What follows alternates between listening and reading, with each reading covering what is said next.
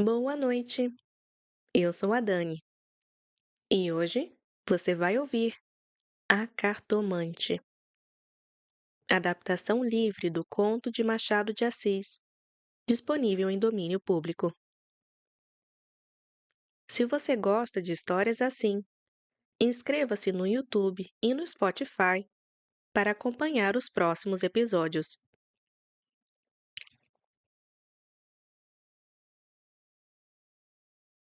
Hamlet observa a Horácio que há mais coisas no céu e na terra do que sonha a nossa filosofia. Era a mesma explicação que a bela Rita dava ao moço Camilo, numa sexta-feira de novembro de 1869, quando ele ria dela por ter ido, na véspera, consultar uma cartomante. A diferença é que Rita usava outras palavras. Ria, ria. Os homens são assim, não acreditam em nada. Pois saiba que eu fui, em que ela adivinhou o motivo da consulta antes mesmo de eu dizer qual era. Mal começou a abrir as cartas, disse: A senhora gosta de uma pessoa. Confessei que sim. Então, ela continuou a abrir as cartas, combinando-as. E no fim declarou que eu tinha medo de que você me esquecesse, mas que não era verdade. Erro, interrompeu Camilo, rindo. Não diga isso, Camilo. Se você soubesse como eu tenho andado por sua causa. Você sabe, já lhe disse. Não ria de mim, não ria. Camilo pegou-lhe as mãos e olhou para ela, sério e fixo. Jurou que a amava muito, que aqueles sustos eram coisas de criança. Em todo caso, quando tivesse algum receio, a melhor cartomante seria ele mesmo. Depois, repreendeu-a. Disse-lhe que ela era imprudente por frequentar aquelas casas. Vilela podia saber, e então. Saber o quê? Tive muita cautela ao entrar na casa. Onde é? Aqui perto, na rua da Guarda Velha. Não passava ninguém naquele momento. Fique tranquilo, eu não sou maluca. Camilo riu outra vez. Você acredita mesmo nessas coisas? Perguntou-lhe. Foi então que ela, sem saber que traduzia Hamlet em linguagem comum, respondeu que havia muitas coisas misteriosas e verdadeiras neste mundo. Se ele não acreditava, paciência. Mas o certo é que a cartomante adivinhava tudo. O que mais? A prova estava ali. Agora ela se sentia tranquila e satisfeita. Camilo ficou prestes a falar, mas se conteve. Não queria arrancar-lhe as ilusões. Também ele, na infância, e ainda depois, fora supersticioso. Tinha um verdadeiro arsenal de crenças, que a mãe lhe incutira e que aos 20 anos desapareceram. No dia em que deixou cair toda aquela vegetação parasita, restou apenas o tronco da religião. Como se tivesse herdado da mãe ambos os ensinamentos, envolveu-os na mesma dúvida e logo depois em uma só negação total. Camilo não acreditava em nada. Por quê? Não saberia explicar. Não possuía um só argumento. Limitava-se a negar tudo. E digo mal, porque negar é ainda afirmar, e ele não formulava sequer a incredulidade. Diante do mistério, contentava-se em dar de ombros e seguir caminho. Separaram-se contentes, ele mais do que ela. Rita estava certa de ser amada. Camilo não só estava, mas via-se estremecer e arriscar-se por ela, correr às cartomantes, e por mais que a repreendesse, não podia deixar de sentir-se lisonjeado. A casa do encontro ficava na antiga Rua dos Barbonos, onde morava uma parente de Rita. Ela desceu pela Rua das Mangueiras, em direção a Botafogo, onde residia. Camilo desceu pela Guarda Velha, passando de relance pela casa da cartomante. Vilela, Camilo e Rita. 3 nomes, uma aventura e nenhuma explicação de origem. Vamos a ela. Os 2 primeiros eram amigos de infância. Vilela seguiu a carreira da magistratura. Camilo entrou para o funcionalismo, contra a vontade do pai, que queria vê-lo médico. Mas o pai morreu e Camilo preferiu não ser nada até que a mãe lhe arranjou um emprego público. No começo de 1869, Vilela voltou da província, onde se casara com uma dama bonita e um tanto tola. Abandonou a magistratura e abriu banca de advogado. Camilo arranjou-lhe uma casa nos lados de Botafogo e foi recebê-lo no cais. "É o senhor?" exclamou Rita, estendendo-lhe a mão. "Não imagina como meu marido é seu amigo. Falava sempre do senhor." Camilo e Vilela se olharam com ternura. Eram amigos, de verdade. Depois, Camilo confessou a si mesmo que a mulher de Vilela não desmentia as cartas do marido. De fato, era graciosa e viva nos gestos, olhos cálidos, boca fina e interrogativa.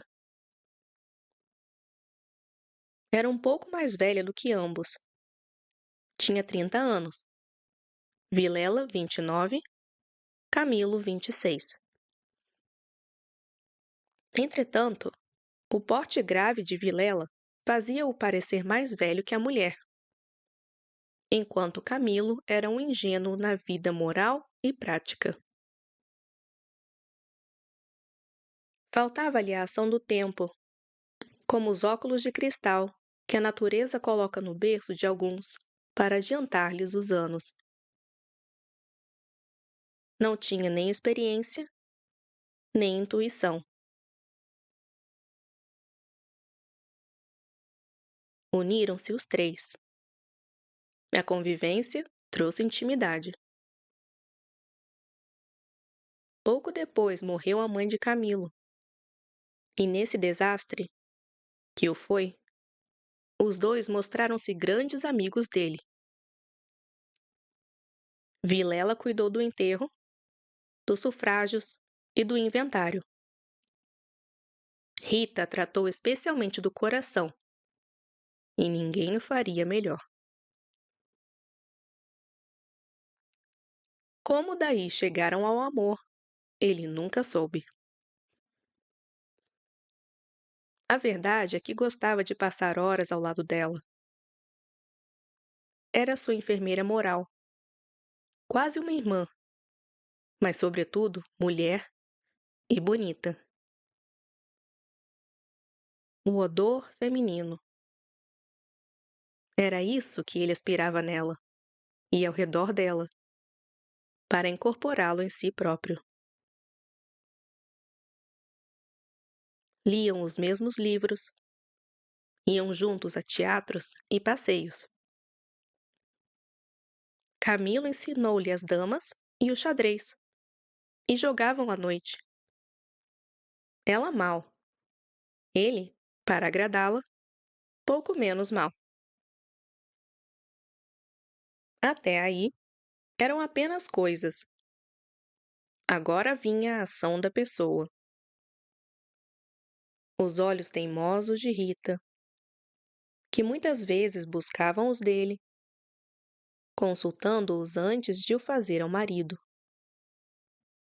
As mãos frias, as atitudes insólitas. Um dia, no aniversário dele, recebeu de Vilela uma rica bengala de presente. E de Rita, apenas um cartão com um cumprimento banal a lápis. E foi então que ele pôde ler no próprio coração. Não conseguia mais desviar os olhos do bilhetinho. Palavras vulgares. Mas há vulgaridades sublimes, ou ao menos deliciosas. A velha calçada da praça, onde pela primeira vez você passeou com a mulher amada, de mãos dadas, vale o carro de Apolo. Assim é o homem. Assim são as coisas que o cercam. Camilo quis sinceramente fugir, mas já não pôde. Rita, como uma serpente, foi se aproximando dele. Envolveu-o todo. Fez-lhe estalar os ossos num espasmo e pingou-lhe o veneno na boca. Ele ficou atordoado e subjugado. Vergonha, sustos, remorsos, desejos. Tudo se misturava. Mas a batalha foi curta e a vitória delirante. Adeus, escrúpulos. Não demorou que o sapato se acomodasse ao pé.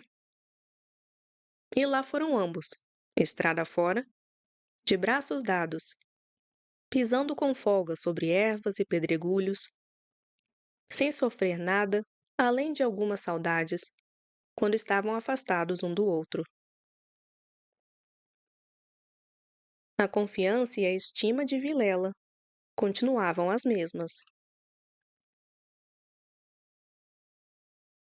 Um dia, porém, Camilo recebeu uma carta anônima que o chamava de imoral e pérfido, dizendo que a aventura era conhecida por todos. Ele teve medo e, para desviar as suspeitas, começou a rarear as visitas à casa de Vilela. Este notou-lhe as ausências. Camilo respondeu que o motivo era uma paixão frívola de rapaz. A candura gerou astúcia.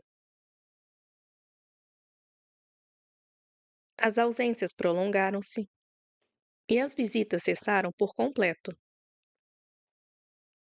Pode ser que houvesse nisso também um pouco de amor próprio, uma tentativa de diminuir as atenções do marido para tornar menos dolorosa a traição.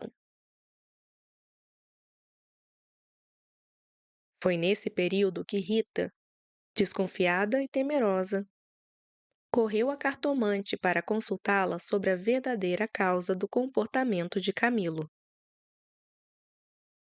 Vimos que a cartomante lhe devolveu a confiança e que o rapaz a repreendeu por ter feito aquilo. Passaram-se ainda algumas semanas. Camilo recebeu mais 2 ou 3 cartas anônimas. tão apaixonadas que não podiam ser advertência da virtude, mas despeito de algum pretendente. Essa foi a opinião de Rita, que, usando outras palavras mal arranjadas, formulou este pensamento. A virtude é preguiçosa e avara. Não gasta tempo nem papel. Só o interesse é ativo e pródigo. Mesmo assim, Camilo não ficou tranquilo. Temia que o anônimo tivesse falado com Vilela. E então, a catástrofe viria sem remédio. Rita concordou que era possível. Bem, disse ela, eu levo os sobrescritos para comparar a letra com as das cartas que aparecerem lá. Se alguma for igual, eu guardo e rasgo. Nenhuma coincidiu. Mas, algum tempo depois, Vilela começou a mostrar-se sombrio. Falava pouco, como se desconfiasse de algo. Rita apressou-se em contar isso a Camilo, e deliberaram juntos. A opinião dela era que Camilo deveria voltar à casa deles, sondar o marido e talvez ouvir dele a confidência de algum negócio particular. Já Camilo discordava.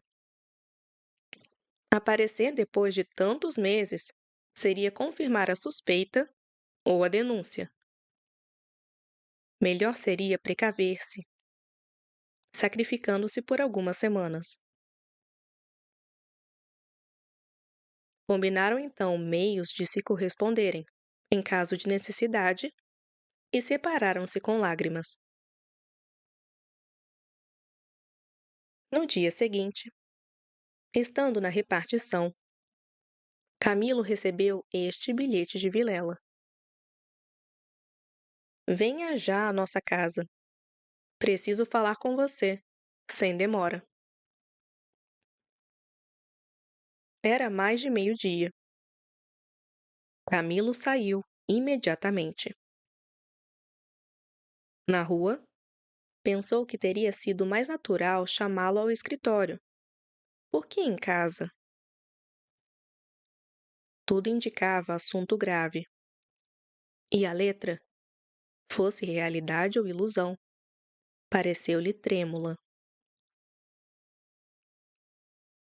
Ele juntou todos esses sinais à notícia da véspera. Venha já à nossa casa. Preciso falar com você, sem demora. Repetia, com os olhos fixos no papel.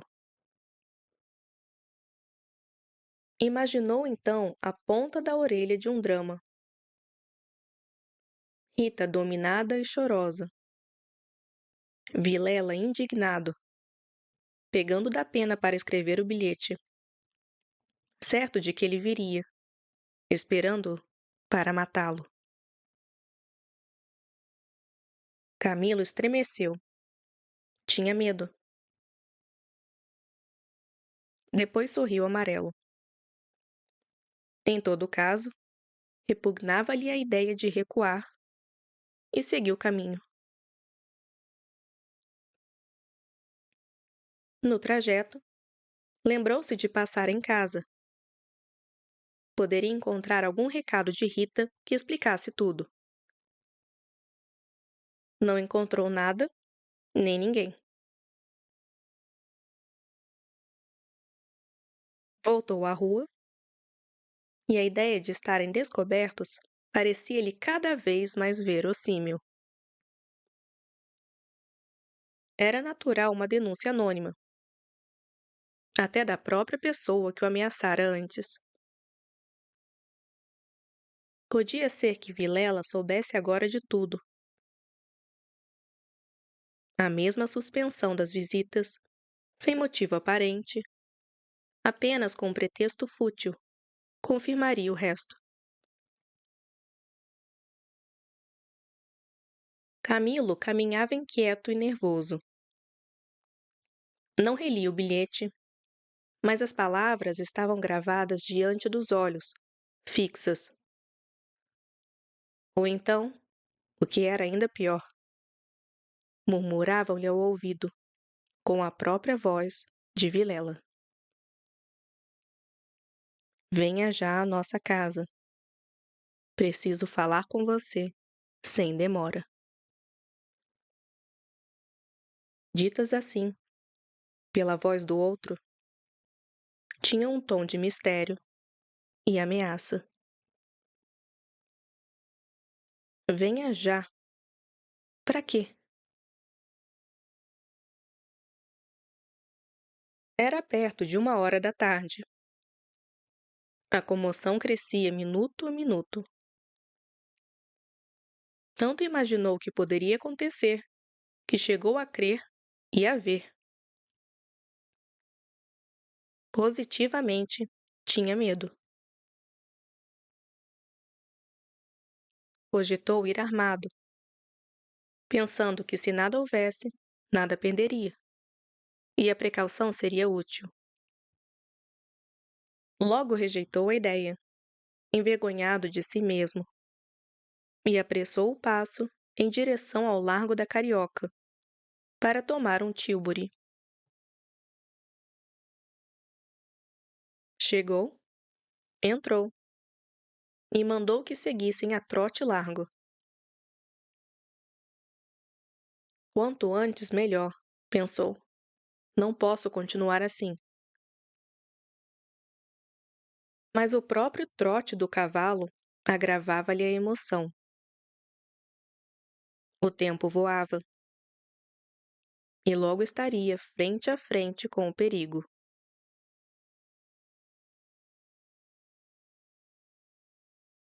Quase no fim da rua da Guarda Velha, o tílburi precisou parar. A rua estava atravancada por uma carroça que havia tombado. Camilo, consigo mesmo, amaldiçoou o obstáculo e esperou.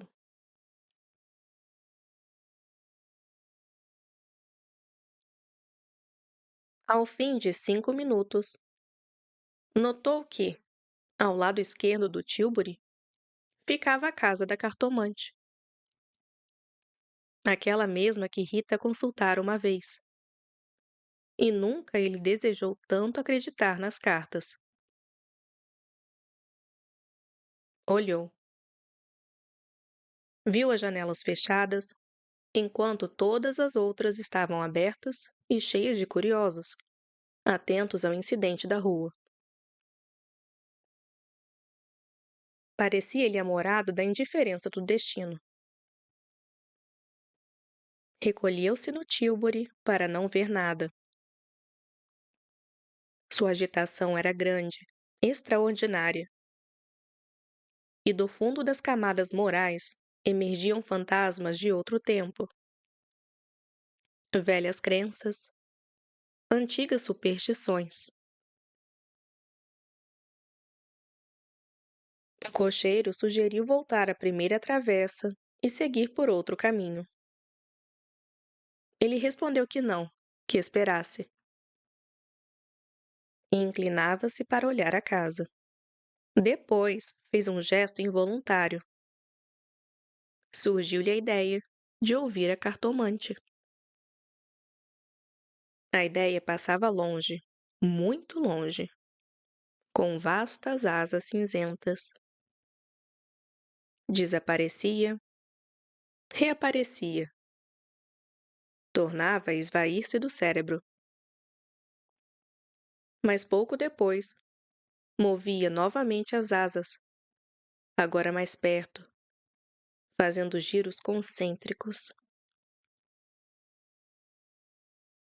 Na rua, gritavam os homens, levantando a carroça. Anda, agora! Empurra, vai, vai! Logo o obstáculo seria removido.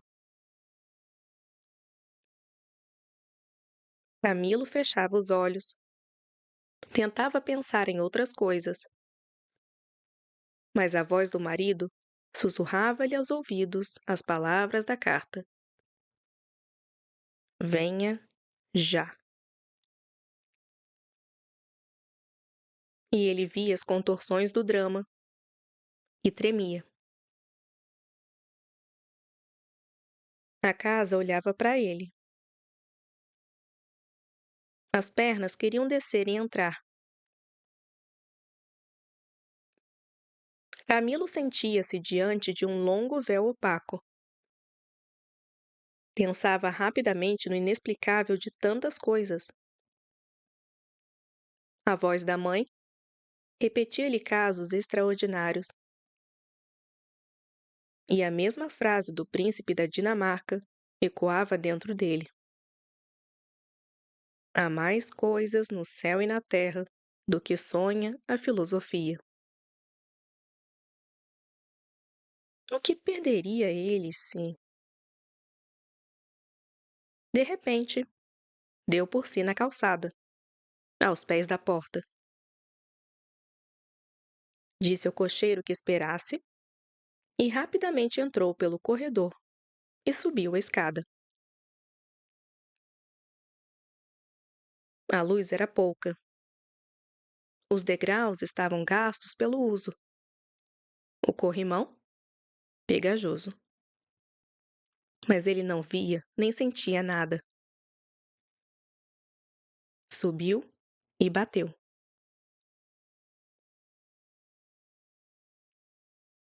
Como ninguém aparecesse, pensou em descer.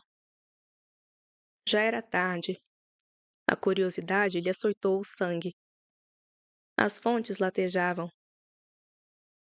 Tornou a bater uma, duas, 3 vezes. Veio uma mulher. Era cartomante.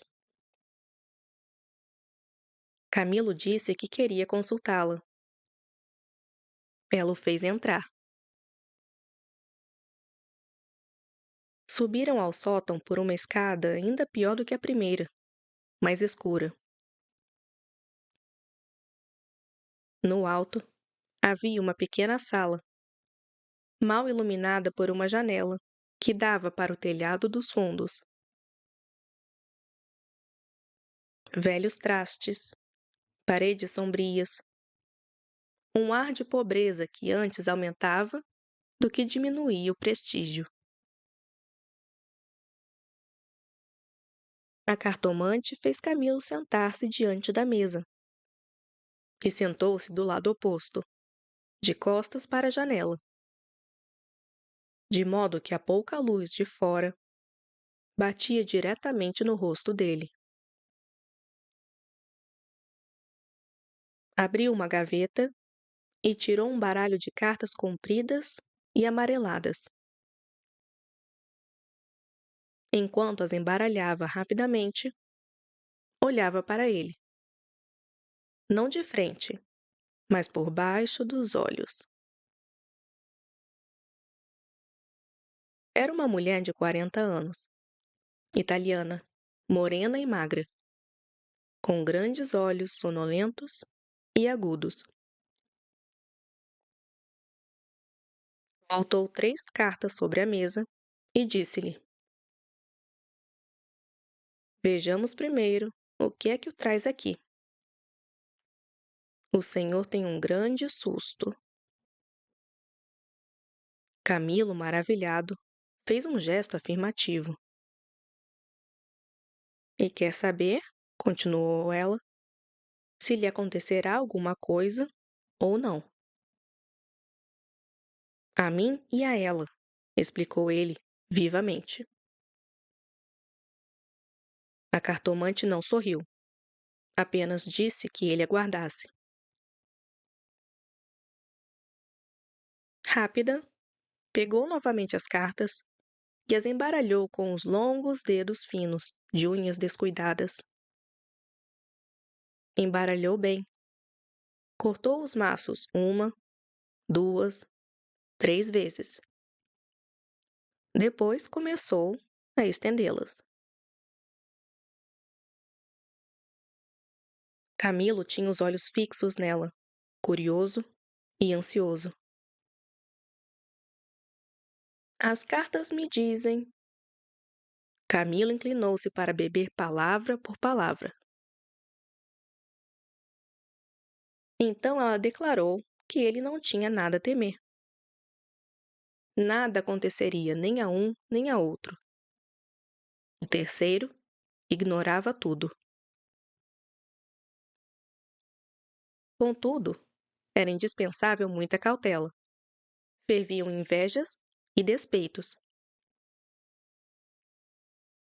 Falou-lhe do amor que os unia, da beleza de Rita. Camilo estava deslumbrado. A cartomante terminou, recolheu as cartas e as guardou na gaveta. A senhora restituiu-me a paz de espírito, disse ele, estendendo a mão por cima da mesa e apertando a da cartomante. Ela se levantou, rindo. Vá, disse ela. Vá, ragazzo innamorato. E de pé, tocou-lhe a testa com o dedo indicador. Camilo estremeceu, como se fosse a mão da própria Sibila, e levantou-se também. A cartomante foi até a cômoda, onde havia um prato com passas. Pegou um cacho, começou a despencá-las e a comê-las, mostrando 2 fileiras de dentes que desmentiam as unhas mal cuidadas. Naquela ação tão comum, havia nela algo de particular. Camilo, ansioso por sair, não sabia como pagar, ignorava o preço. Passas custam dinheiro, disse ele afinal, tirando a carteira. Quantas quer que eu mande buscar? Pergunte ao seu coração, respondeu ela. Camilo tirou uma nota de 10.000 réis e entregou-lhe. Os olhos da cartomante brilharam. O preço usual era 2.000 réis. Vejo bem que o senhor gosta muito dela. E faz bem. Ela gosta muito do senhor. Vá, vá tranquilo. Olha a escada, é escura. Ponha o chapéu. A cartomante já havia guardado a nota na algibeira e descia com ele, falando com leve sotaque. Camilo despediu-se dela no térreo e desceu a escada que levava à rua. Enquanto a cartomante, contente com o pagamento, tornava a subir, cantarolando uma barcarola. Camilo encontrou o Tílburi à espera. A rua estava livre. Entrou e mandou seguir a trote largo. Tudo lhe parecia agora melhor. As coisas tinham outro aspecto. O céu estava limpo e os rostos alegres. Chegou a rir de seus receios, que chamou de pueris. Recordou os termos da carta de Vilela e reconheceu que eram íntimos e familiares. Onde estava a ameaça? Notou também que eram urgentes e que fizera mal em demorar tanto. Podia tratar-se de um negócio grave, gravíssimo. Vamos, vamos depressa, repetia o cocheiro. E consigo mesmo, para explicar a demora ao amigo, inventou qualquer desculpa. Parece que chegou até a formar o plano de aproveitar o incidente para retomar a antiga assiduidade. No retorno com esses planos, Ecoavam-lhe na alma as palavras da cartomante. De fato, ela adivinhara o objeto da consulta, o estado dele, a existência de um terceiro. Por que não adivinharia o resto? O presente que se ignora vale o futuro. Era assim, lentas e contínuas, que as velhas crenças do rapaz subiam à tona, e o mistério o envolvia com unhas de ferro. Às vezes queria rir, e ria de si mesmo, um pouco envergonhado. Mas a mulher, as cartas, as palavras secas e afirmativas, a exortação. Vá, ragazzo innamorato. E ao longe a barcarola da despedida, lenta e graciosa. Eram os elementos recentes que se juntavam aos antigos, formando uma fé nova e viva. A verdade é que o coração ia alegre e impaciente, pensando nas horas felizes de outrora e nas que ainda viriam. Ao passar pela glória, Camilo olhou para o mar. Estendeu os olhos até onde a água e o céu se abraçavam no infinito. E teve a sensação de um futuro longo, longínquo, interminável. Pouco depois, chegou à casa de Vilela. Desceu, empurrou o portão de ferro do jardim e entrou. A casa estava silenciosa. Subiu os 6 degraus de pedra e mal teve tempo de bater. A porta abriu-se e Vilela apareceu diante dele. Desculpe, não pude vir mais cedo. O que houve? Vilela não respondeu. Tinha o rosto transtornado. Fez-lhe sinal e seguiram para uma pequena sala interior. Ao entrar, Camilo não conseguiu conter um grito de terror. No fundo, sobre o canapé, estava Rita, morta e ensanguentada. Vilela agarrou pela gola e, com 2 tiros de revólver, estendeu o morto no chão.